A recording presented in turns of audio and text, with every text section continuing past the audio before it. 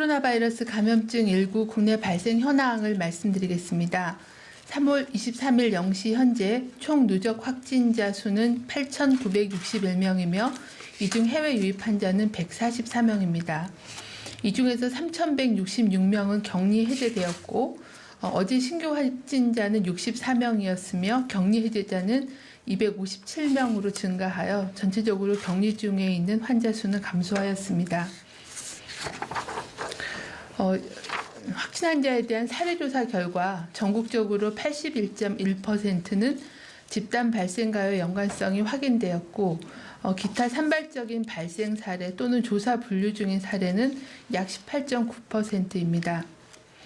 어제 서울 지역에서는 6명의 신규 환자가 발생하였습니다.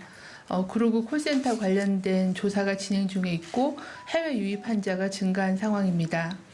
대구 지역에서는 24명의 신규 환자가 발생했습니다. 주로 신천지 교인들의 확진자 접촉자 가족에 대한 조사가 진행 중이어서 확진자 접촉자의 양성자가 상당히 많았고 요양병원, 요양원과 관련된 환자 증가가 보고되고 있습니다. 경기도도 14명의 확진자가 증가되었습니다. 성남 은혜의강 교회 관련 또는 구로구 콜센터나 부천 생명수 교회 관련된 유행에 대한 조사가 진행 중이며 군포의 효사랑 요양원 관련된 조사가 진행 중에 있습니다. 어제는 해외 유입 사례 중에서 검역 단계에서 확인된 확진자가 13명으로 증가한 상황입니다. 전반적으로 신천지 관련된 사례는 56.4%, 집단 발병과 관련된 사례가 81.1%를 보이고 있습니다. 세부 사례 내용에 대해서 말씀드리겠습니다. 서울시 구로구 소재 콜센터 관련해서 전일 대비 4명이 자가격리 중에 추가로 확진되어서 3월 8일부터 현재까지 총 156명의 확진자가 확인되었습니다. 주로 11층에 근무하는 콜센터 직원이 94명이 확인이 돼서 전체 근무자 대비 양성률이 40% 정도의 발병률을 보이고 있는 상황입니다. 경기에서는 성남시 수정구 소재의 은혜의강 교회 관련돼서 전일 대비 4명이 추가로 확진되어 3월 9일부터 현재까지 70명의 확진자가 확인되었습니다. 이 중에 3명은 자가격리 중에 추적검사를 통해서 확인되었으며 1명은 추가로 확인이 되어 추가로 확인된 확진자에 대해서는 장소와 접촉자에 대한 조사가 진행 중에 있습니다. 대구에서는 고위험 집단시설에 대한 전수조사가 완료되었으며 일부는 검사가 진행 중입니다. 3월 22일 요양병원 2개소에서 4명의 확진자가 추가로 발생하였습니다. 중앙방역대책본부는 3월 22일부터 유럽발 모든 입국자에 대하여 코로나19 진단검사를 실시하고 있습니다. 시행 첫날인 어제는 유럽발 항공편 등 진단검사 대상자가 유럽발 입국자 수는 1,442명이었고 이 중 유증상자 152명은 공항의 격리시설에서 격리 진단검사를 실시하였습니다. 출발 국가에 직항이 있고 또 카타르나 아랍에미레이트 등을 통해서 경유해서 들어온 경우도 유럽 입국자에 대한 조치를 진행하고 있습니다.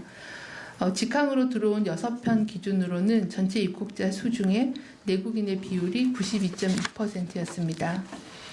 무증상자 1,290명에 대해서는 임시생활시설로 이동하여 진단검사를 실시하였으며 어제 19시 기준으로는 6명이 먼저 검사 결과가 확인되어 6명은 귀가 조치하였으며 나머지 입국자들에 대해서는 검사가 계속 진행 중에 있습니다. 전체 검사 결과는 집계 중에 있고 음성 판정을 받으면 자가격리 능동감시를 시행하고 경증인 확진된 확진자 중에서는 경증은 생활치료센터로 이송되고 중증의 확진자는 병원으로 이송될 예정입니다. 중앙방역대책본부는 신규 확진자 64명 중 해외 유입 관련 사례가 14명, 21.9%로 유럽 등에서 해외 유입 사례가 지속적으로 증가하고 있어 해외여행자에게 각별한 주의를 당부드립니다. 시급하지 않은 해외여행은 연기하거나 취소해 주시길 바랍니다.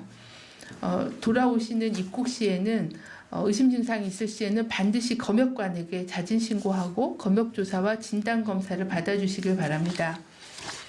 입국 후에는 가급적 14일간은 자택에 머무르고 사람과의 접촉을 최소화해 주시고 유증상이 있을 때는 반드시 선별진료소 진료를 받아주시길 바랍니다. 유럽 입국자는 검역 및 방역 당국의 조치에 충실히 따라주시기를 바랍니다. 회사에서도 해외 출장자는 귀국 후 2주간은 출근하지 않도록 하여 감염병 예방 및 확산에 동참해 주실 것을 당부드립니다. 전 세계적인 코로나19 대유행 상황에서 국내에서도 종교시설, 사업장 등에서 집단의 대량 발생이 지속되고 있어 3월 22일부터 15일간 강화된 사회적 거리 두기를 당부드리고 있습니다. 국민 여러분들께서는 최대한 집안에서 머무르시면서 꼭 필요한 생필품 구매나 의료기관 방문, 출퇴근 시를 제외하고는 외출을 자제해 주실 것을 요청드립니다. 직장에서도 일정 거리를 유지하고 다중이용 공간의 사용을 자제하고 손 씻기 등 개인위생도 철저히 이행해 주실 것을 요청드립니다.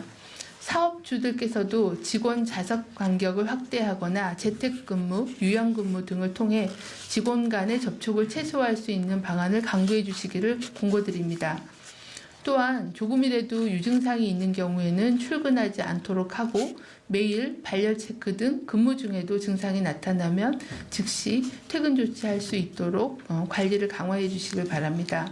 정부도 감염 위험이 높은 종교시설, 실내 체육시설, 유흥시설 등 일부 시설과 업종의 운영을 제한하는 등의 조치를 함께 시행하고 있습니다. 중앙방역대책본부는 최근 코로나19와 관련해서 잘못된 정보가 감염병처럼 퍼지는 정보감염증, 인포데믹 현상과 관련해서 국민의 생명과 안전을 위협하고 있는 그런 상황이어서 이에 대한 당부를 요청드립니다. 특히 주변 사람의 소문, 사회관계망 서비스, SNS나 온라인 및 언론 매체에서 제공하는 정보의 출처가 신뢰할 수 있는지에 대해서 확인하는 습관이 매우 중요합니다. 인포데믹스의 대표적인 사례로 경기도의 한 교회에서 소금물을 분무하는 사고, 그리고 또 가정에서 일어난 메탄올, 공업용 알코올인 메탄올로 소독을 하면서 발생한 중독 사고 등과 같이 의학적으로 검증되지 않은 잘못된 정보는 바이러스보다도 더 위험할 수 있기 때문에 반드시 많은 정보의 출처가 신뢰할 만한 정보인지를 확인하는 게 중요하겠습니다. 이런 코로나19 관련하여 의심스러운 정보를 접했을 때는 출처를 먼저 확인하고 또 과학적으로 검증된 내용인지 방역 당국의 공식 누리집 및 감염병 전문 상담 콜센터를 통해 사실 여부를 반드시 확인해 주실 것을 요청드립니다. 최근에 그 전국 미디어 리터러시 교사 협회가 발표한 코로나19를 이겨내는 정보 이용 능력에 대한 가이드가 발표가 됐습니다. 여기서도 코로나19 정보에 대한 과도한 집착은 불필요한 공포와 불안을 유발시킬 수 있으므로 반드시 정보의 출처를 확인하기, 또 의학 정보는 전문가의 견해인지를 확인하기, 또 부정확한 소문이나 거짓 정보는 공유하지 않기 등의 그런 원칙들에 대해서 설명을 하고 있습니다. 이런 부분들에 대해서 잘 유념해 주실 것을 당부를 드립니다. 중앙방역대책본부는 4월 5일까지의 고강도 사회적 거리두기 하나로 정례 브리핑을 비대면 방식으로 전환하여 추진합니다. 따라서 오늘부터 진행되는 브리핑은 온라인 단체 대화방을 이용하여 전달되며 최대한 현장에서 구두로 답변하면서 투명한 소통은 계속 힘쓰도록 하겠습니다. 이상입니다.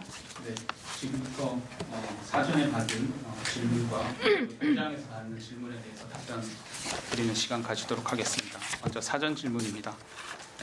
미국과 남미를 중심으로 유럽이 아닌 지역으로부터 들어오는 입국자에 대한 전수조사가 진단검사가 필요한지, 또 인천공항 검역소 인력과 시설 등 영향이 가능한 상황인지 여쭤봅니다. 라는 질문이 있습니다. 네, 현재 미국과 미주 남미 지역에서의 유입자 중에서 확진 환자의 발생이 보고되고 있는 상황입니다. 미국에서도 이제 검사를 많이 진행하면서 확진 환자 수가 증가하고 있어서 아직은 유럽만큼의 위험도는 아니지만 곧 증가를 할 걸로 판단하고 있습니다. 저희가 미국과 남미에 대해서는 해당 국가의 발생 현황과 또 유입자에서의 확진되는 그런 비율 등의 그런 지표들을 계속 모니터링하면서 필요한 조치를 단계적으로 확대할 계획입니다. 인천공항 검역소의 인력과 시설에 대해서는 현재 국방부 또 인천공항공사 등 다양한 기관에서 인력을 지원받아서 특별 입국 절차와 또 검체 검사 또 격리 시설에 대한 운영을 하고 있고 또 격리 시설이 이제 현재는 유증상자가 많이 증가하여 부족하여 2개소를 더 확대해서 운영하고 있습니다. 이 부분에 대해서도 최대한 그 유증상자에 대한 그 검역과 관리가 진행될 수 있도록 인력과 시설에 대한 것들을 계속 확충하면서 대응하도록 하겠습니다. 예. 두 번째 질문은 첫 번째 답변으로 가름된 것 같아서 세 번째 여쭙겠습니다. 유럽발 입국자 중 건보 미가입자가 상당수일 것으로 예상됩니다. 이들에 대한 진단 검사나 유증상자 및 확진자 치료 비용은 건보로 충당이 될 텐데 후에 비용 청구 등은 어떻게 되는지 궁금하다라는 질문이 있습니다. 네.